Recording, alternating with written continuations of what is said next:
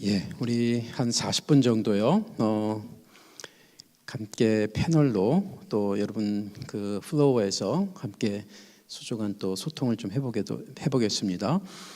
먼저 우리 두 분의 패널 교수님들 잠시 소개하겠습니다. 먼저 제 오른편에 안경승 교수님, 목회 상담학 전공하셨고 지금 오랫동안 저희 학교에서 상담을 강의하고 계십니다. 예, 그리고 한번 박수 한번 부탁드립니다. 그리고 우리 강사님 오른편에 김한성 교수님, 선교학 교수님으로 또 강의하고 계신데요. 이렇게 상담학, 인사 감사합니다. 목회학, 상담학, 또 목회 상담학 그리고 이 선교학 쪽에 두 분이 잠시 우리 오늘 발제하신 최윤식 박사님의 내용에 대한 피드백을 한 5분 정도씩 각각 해주시고 또 최 박사님 거기에 대한 또 답변해 주시면서 그러면서 이제 여러분 또 질의응답하도록 하겠습니다. 우리 안 교수님. 수고 많이 해주셨고요. 너무 감사합니다. 모두 AI 하는데 또 이게 실제로 우리 목회 현장과 교회 현장에서 이게 어떻게 활용될 수 있고 또 중요한가 하는 것에 대해서 다시 한번 새롭게 또 이해하는 그런 시간이 되었고, 또 이제 저는 이제 학교에 있으면서 논문을 쓴다든가 또 뭐 학생들을 지도하는 데 있어서 이 부분의 또 유용성을 좀 더 저도 배워가는 입장에서 많이 또 도전받는 그런 시간이었다고 이렇게 생각합니다. 근데 이제 들으면서 제가 갖게 되는 그냥 이제 고민, 또 제 이제 전공 분야와 관련한 어떤 균형이라고 하시는 말씀과도 같이 이제 또 박사님께서 이제 그 부분에 대한 균형 있는 얘기도 해주셨지만은 제가 조금 더 거기에 대한 좀 첨언이 좀 필요하지 않을까 하는 생각은 했었습니다. 그러니까 산업혁명이 있을 때마다 많은 눈부신 우리 주변 세상, 이성, 지식 분야에 발전이 있었던 것은 사실이었지만은 뭐 1차 산업혁명 때의 그 계몽주의가 결국 수많은 사람들을 예수로부터 돌이키게 하는 그런 이제 결과를 가져오게 하는 것들을 보면서 단지 산업혁명만이 아니고 그 산업혁명 이면에 어떤 사상과 신념 체계, 철학이 있는지에 대해서 분별하는 것이 우리가 이 AI를 받아들이면서 관리하는 입장에서 통찰해야 될 부분이 아닐까 그렇게 생각을 합니다. 그래서 AI 이면에 그 AI를 주도하고 지금 이끌어가고 있는 그분들 이면에 어떤 철학과 사상이 있는지가 우리가 좀 알아야 제대로 된 관리가 되지 않겠나 하는 생각을 했고, 이제 그 부분이 아마 통찰돼야지 또 아마 실제로 우리 현장에서도 어떻게 이제 분별하느냐, 인간이 갖고 있는 현실적인 악함 외에도 철학 싸움에서 변증 싸움에서 감당해 갈 수 있지 않을까 하는 생각을 갖게 됐고요. 그 다음에 이제 저는 저희 전공과 관련해서는 저는 이제 AI가 창조성과 관련해서의 한계가 있지 않나? 지성은 뭐 말할 것도 없고, 근데 오늘 제가 이 통찰이나 창조성을 구분해 주시면서 이 창조성이 갖고 있는 이 경험에 기초한 어떤 새로운 어떤 대안이라는 관점에서는 제가 동의가 됐고요.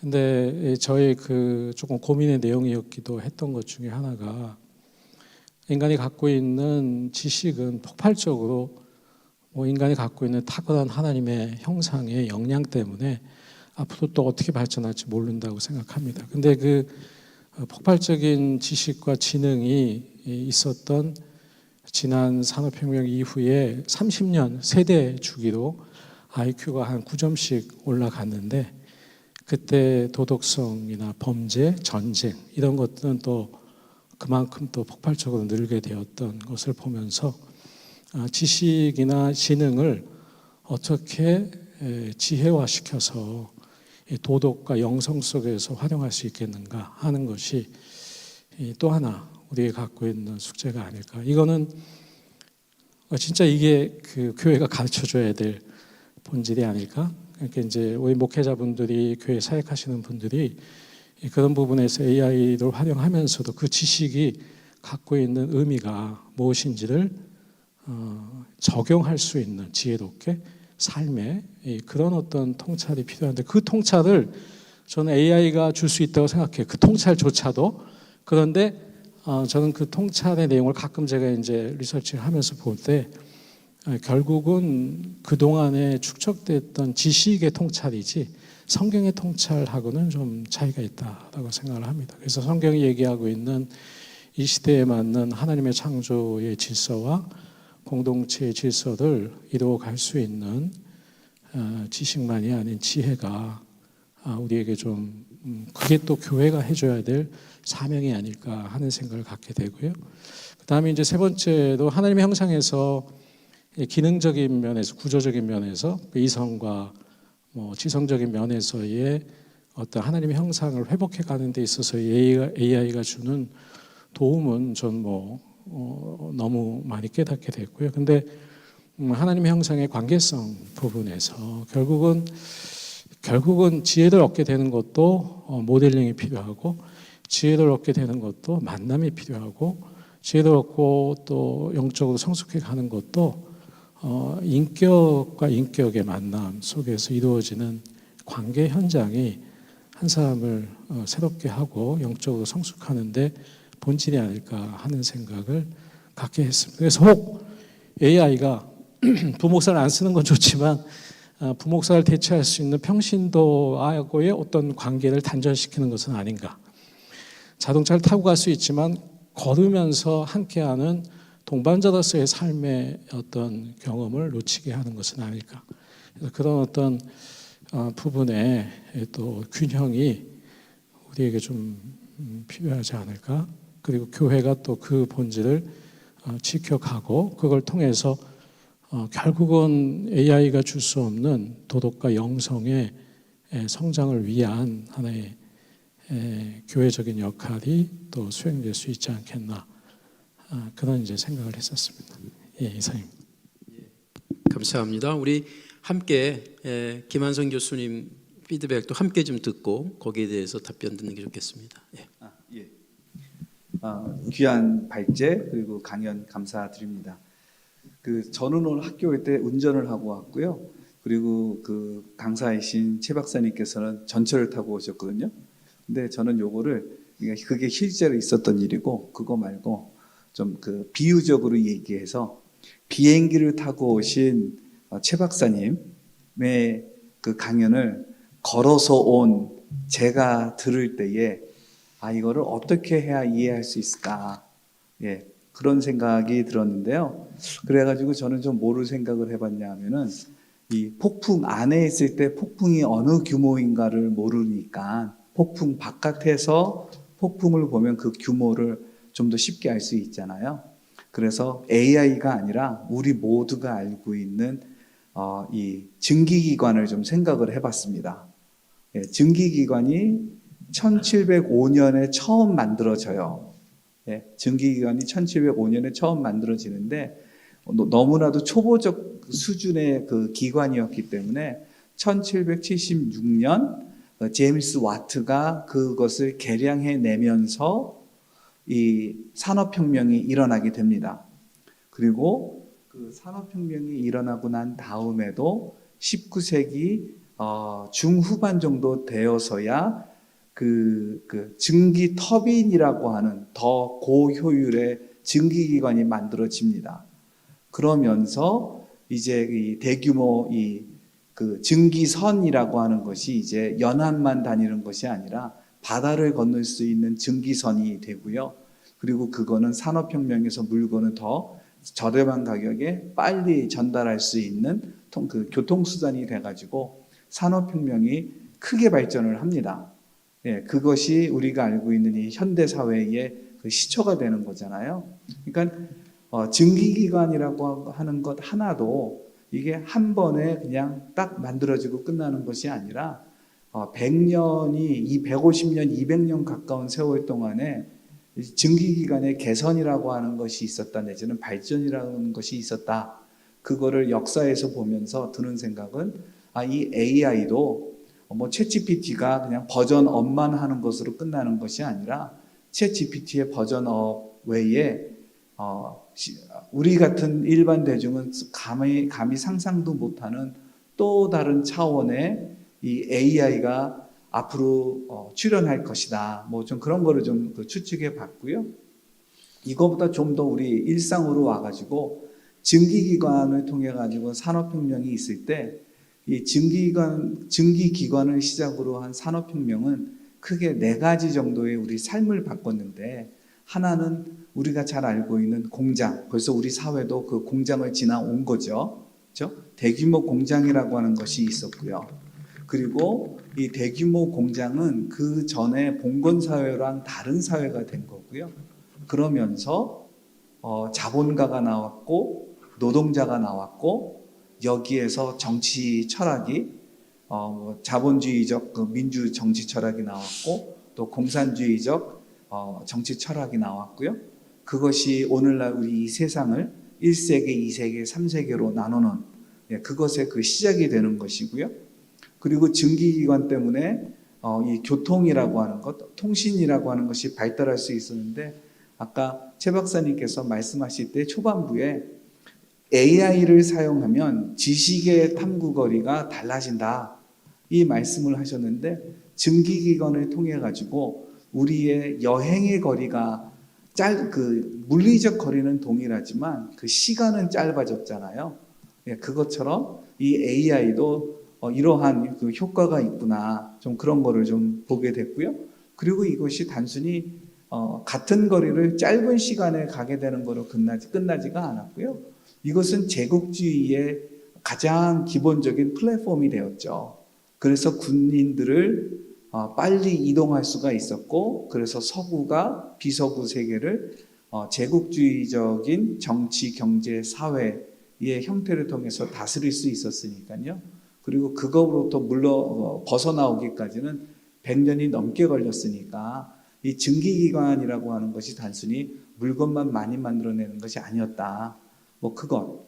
그리고 이거보다 좀 더 우리에게 더 피부로 와닿는 거는 이 증기기관이라고 하는 것, 이것이 공장을 불러왔고, 그리고 자본가와 노동자를 불러왔고, 그리고 이것은 필연적으로 이전과는 다른 차원의 도시화라고 하는 것을 불러와서, 현재 우리나라 같은 경우에는 도시화 인구가 5천만 중에 90몇 %에 이를 정도로, 80몇 %인가요? 뭐 그렇게 이를 정도로 이 도시화로 가져오고, 이 도시화는 이웃과의 관계에 또 변화를 주고 그랬는데, 자, 이런 것들을 보면서 만약에 AI가 증기기관만큼의 이 무거운 아주 커다란 폭탄이라고 한다면, 그렇다면 우리가 미처 생각도 못하고 상상도 못하는 어떤 그러한 변화가 우리 앞에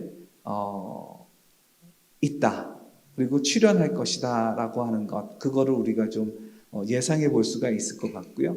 근데 증기기관도 처음에 너무나도 초보적이었던 것처럼 이 AI라고 하는 것도 아직은 초보적인 것이기 때문에 현재 우리는 이거를 좀 기능적인 관점에서 접근을 하고 있는데, 도구로서, 기능으로서 우리가 이 AI를 볼 것이 아니라 그것을 우리가 당연히 사용을 해야 되고요.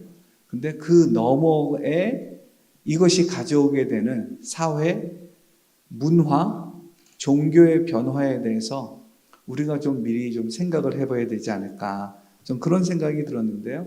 아직 AI는 이 인터넷이라고 하는 그 네트워크에 의존을 해가지고 지식 영역에 머물러 있고요. 그리고 요즘에 그거를 정서적인 영역으로 사용하는 사람들이 있고요.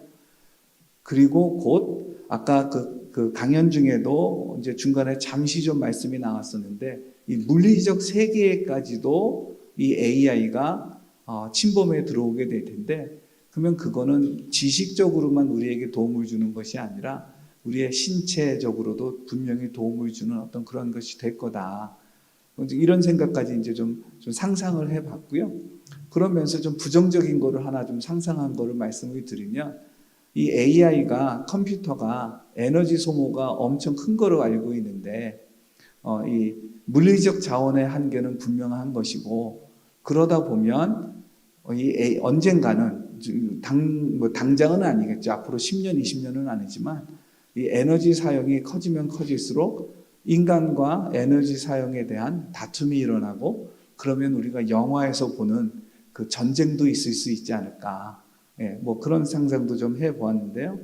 그리고 이제 이것을 우리 선교학이랑 연결해서 생각을 해보면 로잔 운동에서나 우리 KWMA 쪽에서는 이 온라인에 대해서 아주 진지하게 고민을 하고 있고요. 그래서 온라인 선교에 대해서 아주 주요한 이 새로운 선교 영역으로서 그러니까 이전 것은 없어지고 이 온라인만 남는 것이 아니라 기존의 그 선교 영역에 더해서 온라인 영역에 그 AI 내지는 온라인도 그 고려가 되고 있다.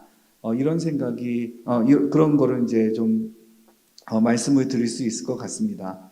그런데 여기에서 이제 종교적으로 생각을 해 보았을 때에 AI를 도구적으로 사용해서 종교에 사용하는 종교도 있지만 AI를 도구로 사용한 이단 사이비도 이미 나오고 있고요. 그런데 앞으로는 이 AI를 도구로 삼는 것이 아니라 저는 온라인과 AI가 유사 영적 세계이다라고 하는 그런 인상이 있어서 이 유사 영적 세계에서 참된 하나님을 좇거나 아니면은 전통 종교를 좇는 것 대신에 그 초개인화된 그런 환경 속에서 자기 혼자 이 유사 영적 세계를 추구하면서 종교를 대신하는 사람들도 꽤 나오게 되겠다. 자, 그랬을 때는 또 우리 그 선교계는 어떻게 해야 될까? 물론 이것에 대한 단초는 AI에게 물어봐야 되겠죠. 그러면 AI가 또 힌트를 줄 것 같은데요. 그러면 그러한 AI의 도움을 받아가지고 출현하고 있는 이 유사 영적 세계에 대한 대비도 좀 필요하지 않을까. 그런 생각이 들었습니다. 예, 두 분 교수님 감사드립니다. 예, 몇 가지 조심스러운 입장에서 또 말씀을 해주신 것 같은데 전반적으로 예, 우리 최 박사님 한번 좀 또 답변을 부탁드립니다. 네, 두 분의 교수님의 말씀 잘 들었고요. 그 안 교수님이 말씀하신 이제 마지막에 말씀하신 저도 그 부분에 이제 전적으로 동감합니다. 뭐 무엇보다도 그것보다 우선해서 지금 이렇게 이야기가 나오고 하는 게 저는 굉장히 고무적입니다. 이런 이야기가 계속 나와야 되고 계속 서로 토론하면서 우리가 해야 될 걸 찾아가는 거니까 너무 이제 좋은 자리인 것 같고요. 안 교수님께서 말씀하셨던 부분 제가 전적으로 동감하는데요. AI 시대가 되면 AI로 뭐 저는 이제 교회에서 어떻게 사역을 해보시고 이런 얘기를 했지만 거꾸로 말씀하신 대로 그것 때문에 이제 이런 거거든요. 새로운 기술이 나오거나 새로운 문명이 나오면 기존의 문제였던 것이 문제가 해결되고 새로운 문제가 나오고 이러거든요. 그러니까 지금 AI도 똑같다고 봅니다. 기존에 우리가 목회에서 모자라고 부족했던 것을 AI가 채워주는 거지만 동시에 그것 때문에 또 새로운 문제가 생기는 거거든요. 그래서 양쪽을 다 보고 또 학교나 이런 데서 학교에서는 그런 부분을 연구를 좀 해야 된다라고 생각이 되고요. 그래서 균형이라는 게 더 중요하고 거꾸로 보면 오히려 이제 보통 이제 트렌드 연구를 하면 트렌드가 나오면 역 트렌드가 반드시 같이 나오거든요. 메이저는 트렌드지만 역 트렌드가 마이너리티지만 AI로 가게 되면 점점 더 사람들이 사실 그냥 이렇게 인간과의 관계를 보면 지금 사회는 사람보다 AI가 더 편합니다. 그렇게 느끼는 사람이 많이 있습니다. 왜냐하면 사람에 대한 상처가 너무 많기 때문에 앞으로도 그렇게 될 거다. 오히려 그렇기 때문에 AI에게 더 의존하는 사람들이 생긴다 이렇게 봐야 되겠죠. 근데 그거는 올바른 건 아니죠. 대안적인 측면에서 템포러리하게 증상 치료를 한 거죠. 근데 이제 그러면 결국은 그렇게 된 사람도 결국은 가장 원하는 게 사람과의 관계에서 뭔가 치유를 받고 하는 걸 원하겠죠. 그래서 우리가 AI가 그걸 다 대신해 준다라고 좋은 면만 보고 거기서 그러면 됐어라고 하는 게 아니라 좀 더 본질적인 고민을 해서 왜 사람들이 그렇게 될 것인가. 그리고 그걸로는 만족함이 없을 텐데 진정한 만족을 어떻게 끌고 갈 것인가. 행복으로 이런 부분들을 연구해서 오히려 그렇기 때문에 기존의 오프라인의 만남 방식도 새로 바뀌게 되겠죠. 그런 부분들도 우리가 같이 연구하면 너무 좋을 것 같고요. 그다음에 이제 우리 김 교수님께서 말씀하신 것처럼 AI를 가지고 물론 좋은 점도 있지만 선교 영역에서도 또 새로운 도전들도 생기거든요. 제가 이제 저희 신학교 교수님들, 왜냐면 이제 제 신학교 교수님들이 저하고 다 동기라 가끔 만나면 이런 얘기를 합니다. AI 시대가 굉장히 많은 변화를 일으키는데 저는 신학계에도 굉장히 좋다라고 봐요. 제가 이제 조금 건방진 얘기지만 제가 생각하는 지금의 우리 신학계는 어떤 도약의 어떤 모멘텀을 잃었어요. 왜냐하면 웬만큼은 다 연구가 돼 있기 때문에.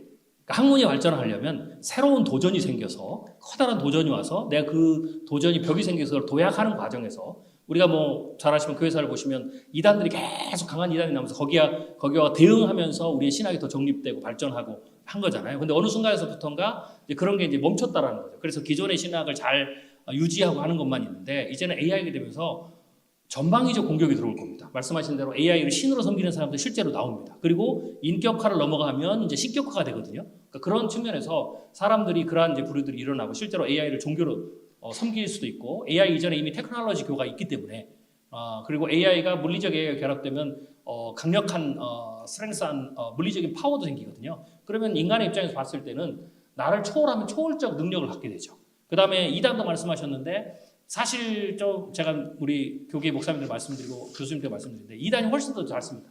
훨씬 더 빠릅니다.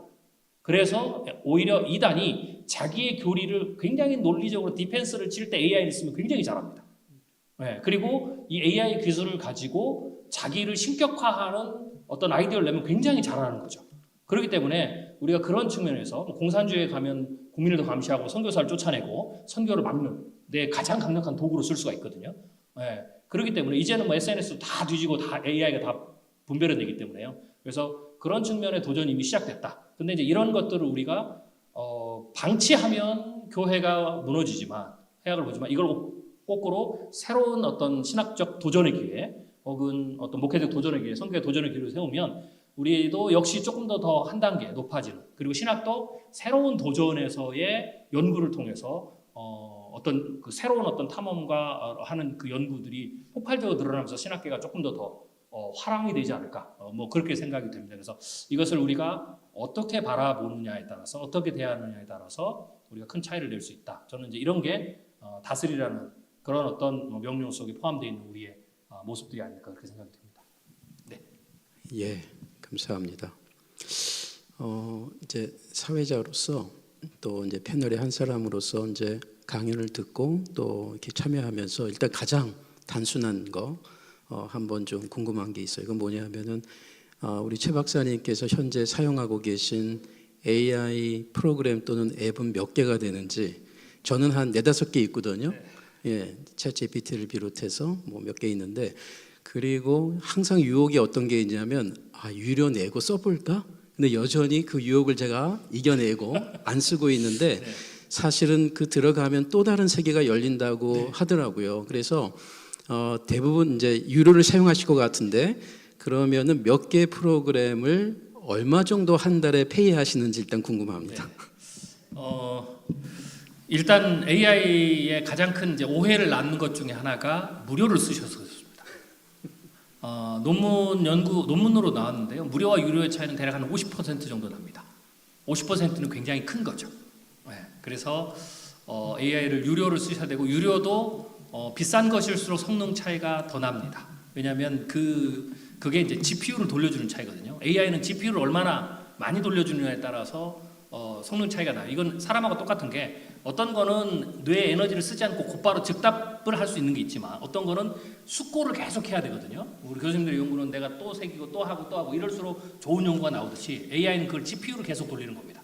그래서 구독료가 비싸다는 것은 그거를 주는 거기 때문에 성과가 더 좋을 수밖에 없다. 제가 몇 개 쓰는지는 안 세봤는데요. 제가 구독료는 한 100만 원 정도 한 달에 나갑니다. 근데 이제 참고로 제가 아까 말씀드렸지만 100만 원 정도 나간다는 것은 제가 최소 10배, 많게는 한 20-30배 정도 제가 인건비를 안 나가도 되기 때문에 그렇습니다. 그런 입장에서 저한테는 오히려 100만 원이 굉장히 싸다. 이렇게 볼 수가 있죠. 그래서 구독료의 개념은 뭐 유료냐 무료냐의 차이도 있지만 내가 목적이 어떠냐에 따라서 그래서 비용 대비로 내가 그걸 쓰지 않았을 때 들어가는 비용과 그걸 썼을 때의 비용으로 아마 계산하면 그다음부터는 구독료의 어떤 그 장벽들 내가 어디까지 써야 되는지도 개인들께서 쉽게 아마 정의할 수 있지 않을까 생각이 됩니다. 지금 저에게 한 분만 선교학 전공하시는 한 분만 이제 오셨는데 제가 이제 궁금했던 거 단순한 질문과 이제 겹치시더라고요. 예, 우리 최 박사님께서 현재 그 추천해 주실 수 있는 AI 프로그램은 뭐가 있는지 이렇게 물어보셨는데 특별히 이제 목회와 관련해서 예, 혹시 말이죠 이 지금 Q&A 좀 질문 있으시면 적어서 주시면 되겠고요. 혹시 지금 앉아 계신 우리 플로우에 계신 분들 가운데서 유료 사용하고 계신 분 잠깐 한번 거수해 주시겠어요? 한 몇 분 정도 되시는지? 그래도 많으시네요. 예, 생각보다는 많이 계시네요. 알겠습니다. 예, 그만큼 아깝지 않으니까 유료로 사용하시겠죠. 예, 그래요. 저는 이제 질문 주시기 바랍니다.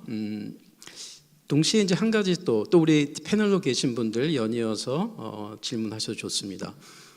이런 생각도 해봤어요. 이제 결국은 뭐 알파고 아까 얘기하신 것처럼 어느 전문 분야에서든 AI와 싸워서는 이길 수가 없다.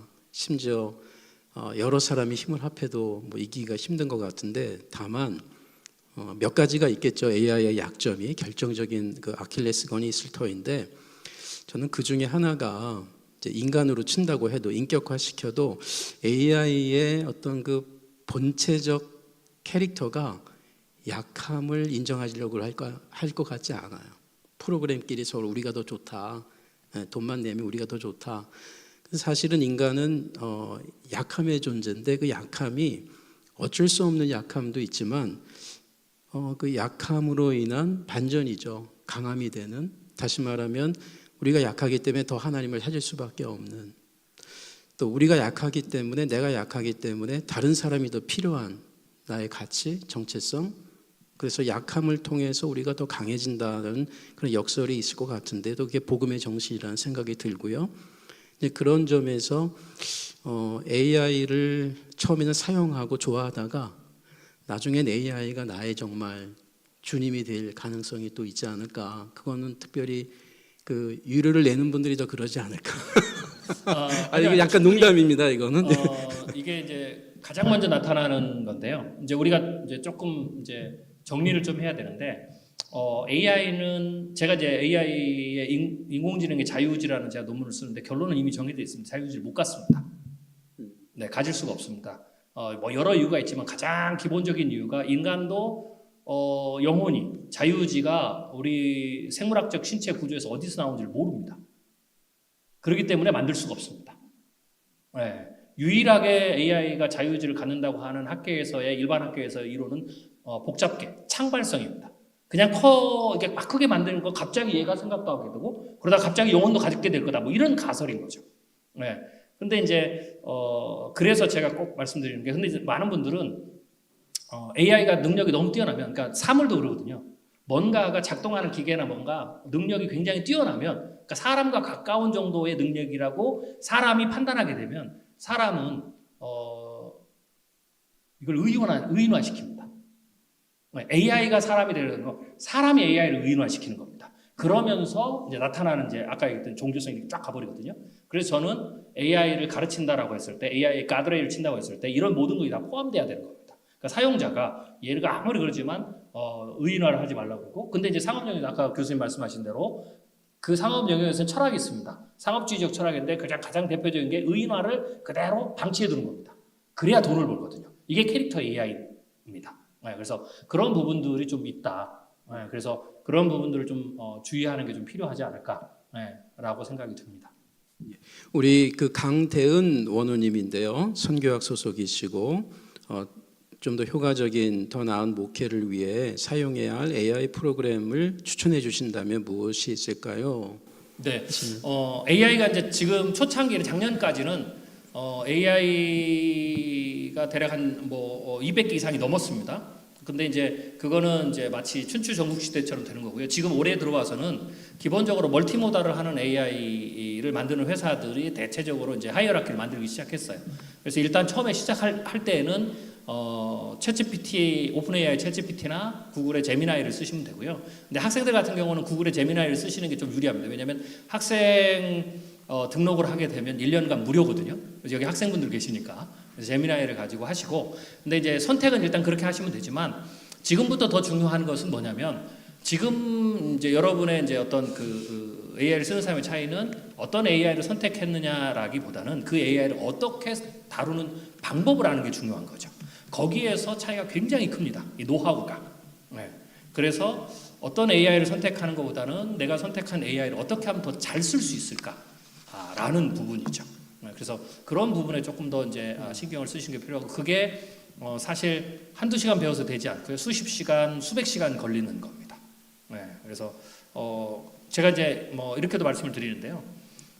AI를 이제 배우실 때 가장 중요한 거는 기능적인 측면하고 활용의 창의성이 있거든요. 기능적인 것은 그냥 컴퓨터 사이언스 하시는 교수님이나 또 하신 분들이 혹은 가르치면 됩니다. 근데 그거는 그냥 기능을 배우는 거고요. 이거는 AI 활용의 1%밖에 안 됩니다. 99%는 내 도메인 영역, 그러니까 목회는 목회자가 잘합니다. 네. 그래서 목회자가 내 목회 영역에서 혹은 이제 교수님들이 계신 게 신학계에서는 뭐 실천 신학이다, 혹은 뭐 상담이다, 그러면은 그 영역에서 그 도메인을 가진 교수님이 AI를 어떻게 활용하는지에 대한 노하우가 거기서 나오는 거죠. 그래서 이제는 그 노하우가 사실은 99%고 그게 깊이와 넓이가 어마어마합니다. 네, 그래서 이런 특성들 때문에 챗GPT나 뭐 이런 데 들어가시면 사용 노하우는 없습니다. 그들도 모릅니다. 네, 그래서 그런 부분들이 지금부터는 더 중요하다. 그래서 학교에서 훨씬 더 그 부분을 시행착오로 겪어가면서 그 부분을 노하우로 확보하는 게 가장 중요하다. 이렇게 보시면 될 것 같습니다. 예, 두 분의 질문이 올라왔는데요. 이제 답변을 제가 들으면서요.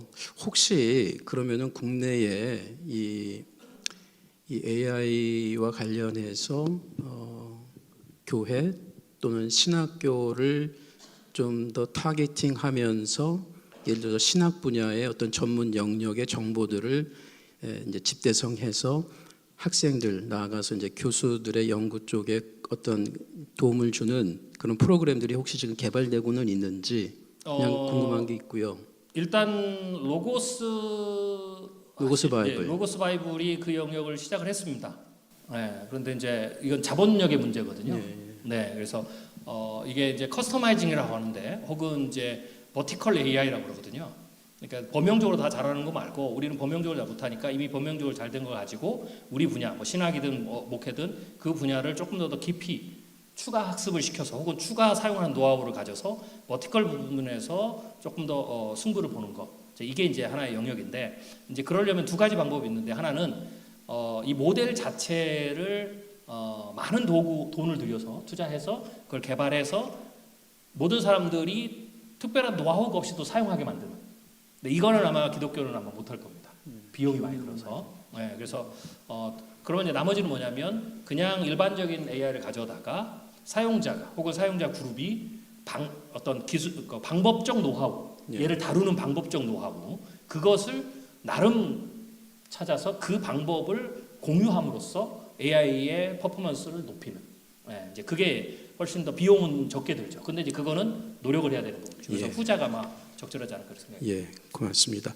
우리 고윤희 원우님입니다. 선교학 전공이신데 AI가 소그룹 인도나 상담에도 유용할 것이라고 하셨는데요. AI가 지식 전달에는 유용하다 해도 공감, 또 긍휼의 마음 갖기 등 상담의 핵심적 태도는 부족함이 있을 것이라 생각합니다.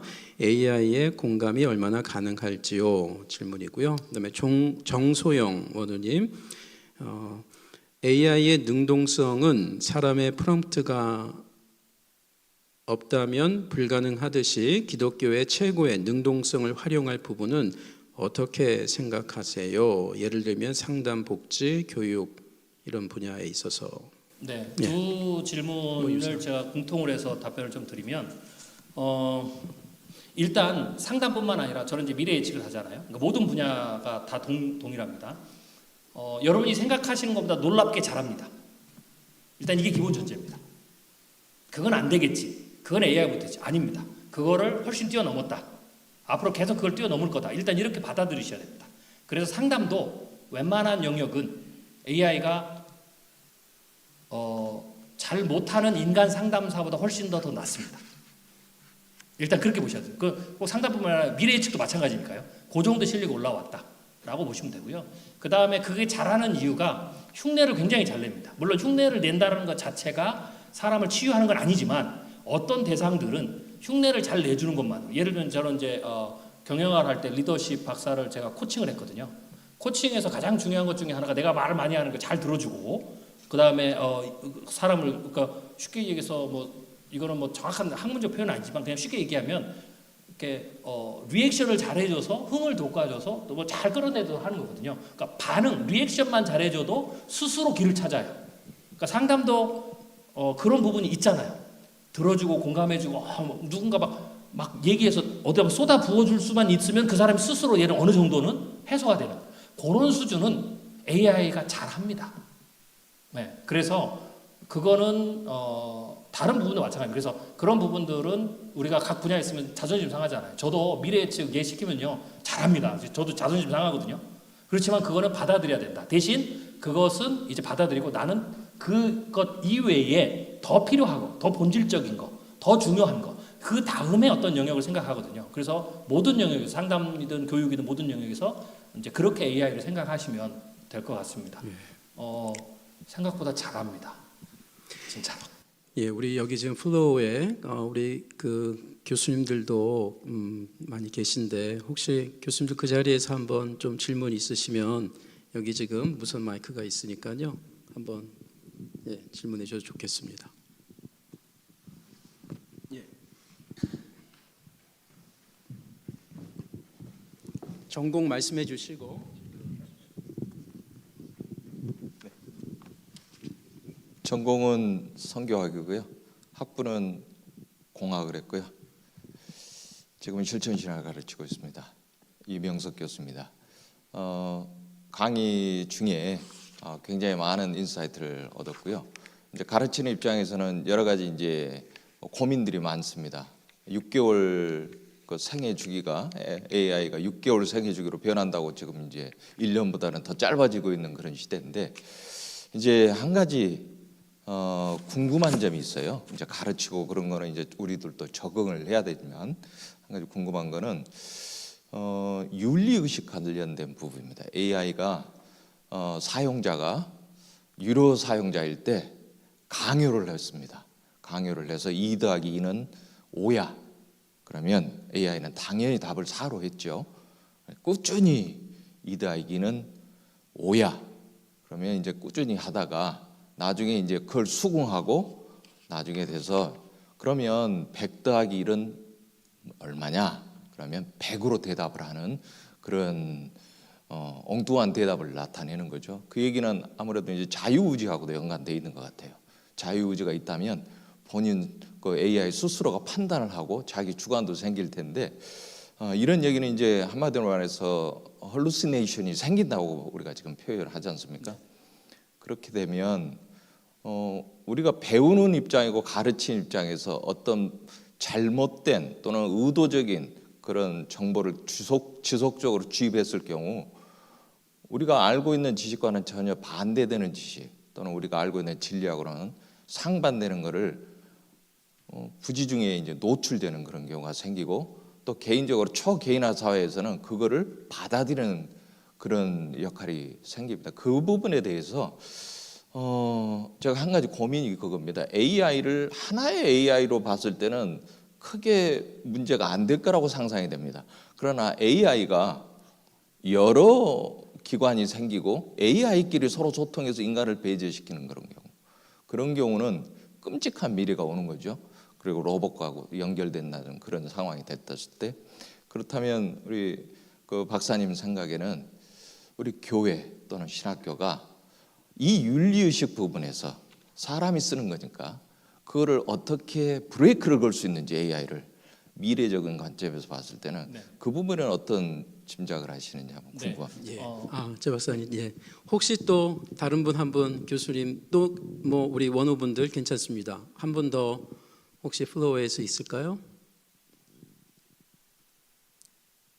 없으세요? 예. 손 드셨네요. 예.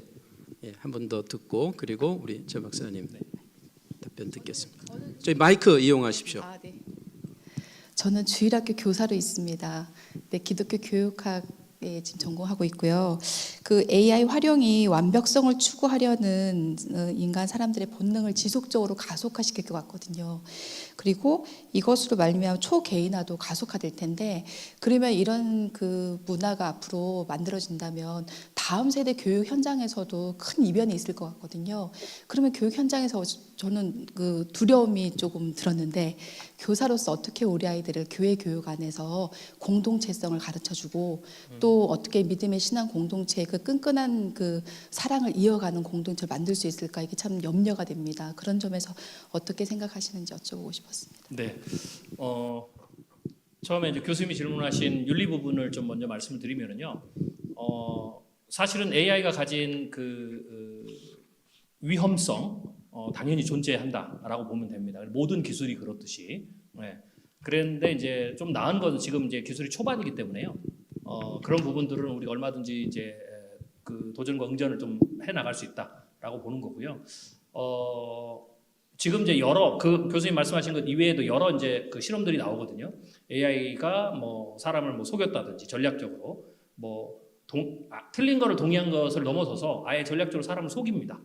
그리고 AI가 전원을 끄게 되면 그걸 무시하게 되고 뭐 여러 가지 이제 조금 우리가 볼 때 우려스러운 이제 실험들이 많이 나오잖아요. 그거는 저는 좋은 현상이라고 봅니다. 왜냐하면 그 실험을 하는 이유는 그거는 지금의 챗GPT가 보통으로 쓸 때는 그렇게 나타나지 않는 건데 그 칸으로 밀어붙여가지고 혹은 제한된 어떤 특정한 상황에서 걔가 그런 행동을 할 수 있는지 없는지를 점검하는 차원에서 나오는 거거든요. 근데 그렇게 하는 이유는 그렇게 하기 때문에 그런 일이 일어나지 않도록 그 다음 방비를 하기 위해서인 겁니다. 저는 지금과 같은 그런 어떤 문제 제기라든지 위험성에 사용하시면서 느끼는 위험성들을 계속 얘기를 해주면 그리고 그런 실험 계속 하다 보면 그것에 대해서 얘기하는 이유는 그럼으로써 법을 만들고요. 그러면서 기술에서도 방향 회사들이 그걸 받아들여서 그것을 보완을 하거나 이제 하는 그런 부분이죠. 그래서 두 가지인데 하나는 가드레일을 치는 방법이 세 가지가 있는데요. 하나는 개인적으로 현재 상황에서 지금 AI들은 그런 문제들을 사용자 입장에서 가드레일을 칠 수 있도록 만들어놨습니다. 그런 위험성이 나타나지 않도록. 그래서 그런 기술을 사용하는 게 하나가 있고요. 두 번째로는 상업 영역에서는 그게 돈이 안 된다, 사용자가 떨어진다, 혹은 회사의 평판이 낮아진다라는 어떤 목적과 결합되면 그들이 조율을 합니다. 이제 그런 부분이 있고요. 그거를 넘어서는 윤리적인 부분들은 이제 국회나 법을 만들어야 되겠죠. 그래서 지금과 같은 그러한 것들을 사용하면서 자꾸 발견해서 그런 부분들을 지속적으로 해 나가야 된다라는 거고요. 그래서 그것은 우리 어떤 당면한 과제적 측면에서 받아주시면 좋을 것 같고 그게 서로 보완이 되면서 AI가 좀 더 좋은 방향으로 갈 수 있다라고 생각이 되고요. 그 다음에 이제 주일학교 부분은 이것도 비슷한 연장인데요. AI는 양날의 검 혹은 뭐 칼과 같은 겁니다. 이게 잘 다루지 못하고 윤리의식이 부족하고 이런 사람들이 쓰게 되면 사람을 해치는 것 혹은 자기를 해치는 쪽으로 쓰게 되지만 이게 좋은 요리사의 손에 들여지면 최고의 음식을 만들고 사람을 살리는 약을 만들고 뭐 하는 데 쓰여질 수 있겠죠. 저는 우리가 지금 AI를 통해서 긍정적인 것과 부정적인 여러 가지 상상이 되는데 그것이 어떤 긍정적인 것은 늘리고 부정적인 부분을 줄이는 것은 우리에게 달렸다고 봅니다. 그러니까 주일학교 공동체도 예를 들면 이겁니다. AI 막 하면 아이들이 공동체성이 끊어질 수도 있지만 오히려 저는 작년에 이제 청소년 사역자들한테 이런 얘기를 했거든요. AI를 가지고 이제는 수련회를 해봐라. 그러면 아이들이 말씀에 대한 어떤 태도가 훨씬 더 좋아질 것이다. 이런 거죠. AI를 가지고 아이들에게 주면은요, 아이들이 그 AI를 가지고 성경을 스스로 연구할 수 있습니다. 아주 초보자 아이들도 성경을 헬라어, 히브리 원문이나 이런 거 다 돌아다니는 역사님 하면서 성경을 찾아가면서 공부를 할 수가 있거든요. 그러면 그게 공부 자체가 되고 그렇게 해서 공부해서 얻은 인사이트를 수노나 이런 걸 가지면 아이들이 즉석에서 5분, 10분 만에 CCM 찬양을 만들 수 있어요. 힐송급에.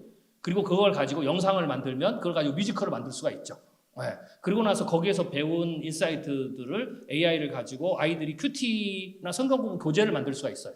그리고 그것을 다음날 아침에 상대편 조하기 줘서 상대편 조가 그걸 가지고 큐티를 할 수가 있고 나눔을 할 수가 있고 이런 식으로. 그러니까 AI가 어떻게 쓰느냐에 따라서 공동체를 더 결속 있게 하고 말씀을 더 재미있게 탐구하게 하고 아이들이 사람끼리 협업을 하게 할 수도 있는 거죠. 그래서 즉 AI는 그렇게 할 수도 있고 지금 AI가 동시에 사람의 단절을 다 끊을 수도 있어요. 그럼 결국은 누구냐? 그 AI를 사용하는 사람이 AI를 사용하게 만든 사람이 가드레일을 어떻게 칠 것이냐? 그리고 그것을 사람이 공동체성을 훼손하는 쪽으로 AI를 쓰게 방치할 거냐? 아니면 이걸 통해서 공동체성을 오히려 더 회복하고 말씀에 더 깊이 재미있게 들어가고 아이들의 결속력이 좋아지고 협업이 더 좋아지는 쪽으로 하게 할 거냐라는 부분은 그게 노하우의 문제라는 겁니다. 그래서 얼마든지 그게 가능하고 단 그 노하우는 시행착오를 거쳐서 우리가 얻어야 되는 거죠. 그래서 제가 빨리빨리 노하우를 시행착오에서 거쳐서 얻으시면 된다는 거고요. 학문에서도 마찬가지입니다. 제가 아까 미래 예측을 얘가 할 수가 있고 상담도 할 수 있다는 건데 그건 객관적인 거고요. 그렇기 때문에 저는 어떻게 얘기하냐면 그렇기 때문에 우리 교수님들이 AI를 정말 잘 쓰셔야 됩니다. 왜냐하면 AI를 우리 전문가들이 그러니까 제가 미래 예측에 대해서 왜 AI를 활용해서 미래 예측하는 걸 제가 자꾸 연구해서 사람들을 가르쳐 주냐면 안 가르쳐 주면 AI가 어느 정도 하기 때문에 쉽게 얘기해서 사이비로 합니다. 사람들이. 자기 마음대로. 그러면 전문가 입장에서는 처음에는 비슷하게 나오지만 나중에 틀려지죠. 결과가. 그래서 저는 사람들이 이 좋은 거를 더 자기의 더 나은 미래를 만들기 위해서 혹은 기업에 더 잘 좋은 경영적인 예측을 하기 위해서 좋은 쓰는 방법을 제가 가르쳐 주는 거죠.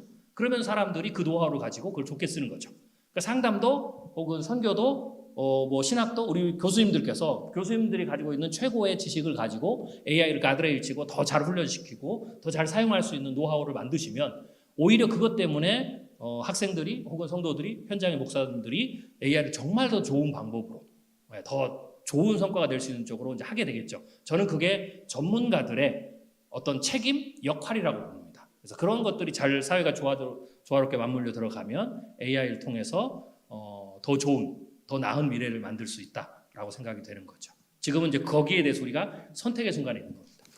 예, 이 두 분의 질문이 아주 좋으셔서 또 답변이 거의 마무리 이 답변이 또 되신 것 같아서 감사드립니다.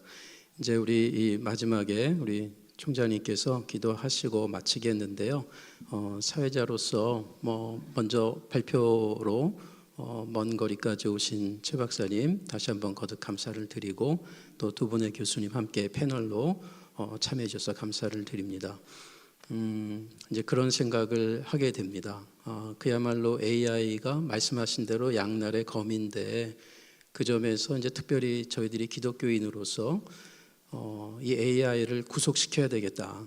구속받은 그 redeemed AI가 되어서 그 안에서 우리가 의미 있게 좀 활용을 하고 그래서 이것이 우리에게 정말 의미 있는 언어로 이제 AI를 떠나는 대화는 거의 불가능해진 것 같아요. 그래서 제2 외국어가 됐든 세계 언어가 되어버린 이 AI에 우리가 이제 사용을 해야 되냐 말아야 되냐가 아니고 이제 해야 된다라는 게 오늘 강사님의 굉장히 포인트고 사용하되 누가 사용하고 어떻게 사용할 것인가 이제 그 점에서 우리에게 개혁주의적이고 또 복음적인 메시지를 주신 것 같습니다. 사도행전 1장 8절 이렇게 한번 하면 어떨까 싶어요. 성령이 너희에게 임하시면 너희가 권능을 받고 예루살렘, 유대, 사마리아 땅끝 그리고 AI까지 이르러 내 증인이 되어야 하리라. 뭐 이렇게 가름해 봅니다. 총장님 나오셔서 기도하시고 마치겠습니다.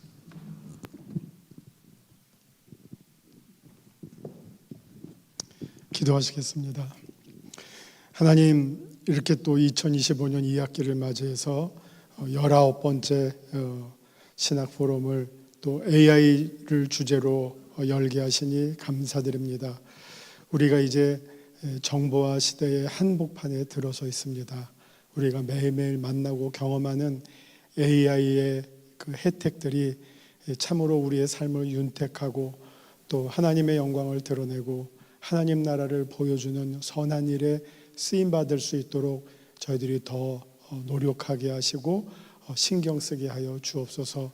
우리가 AI로 세례받는 것이 아니라 우리가 AI를 세례를 줌으로 말미암아 참으로 이것을 위해서 선한 영향력이 많이 나타날 수 있는 하나님께서 우리 인류에게 주시는 귀한 선물이 되도록 저희들이 노력하게 하여 주옵소서. 오늘 이 신학 포럼을 준비하고 또 이끌어간 주의 종들 주님 위로해 주시고 축복해 주시고 참석한 우리 모두에게도 큰 배움과 깨달음이 있었기를 소원합니다.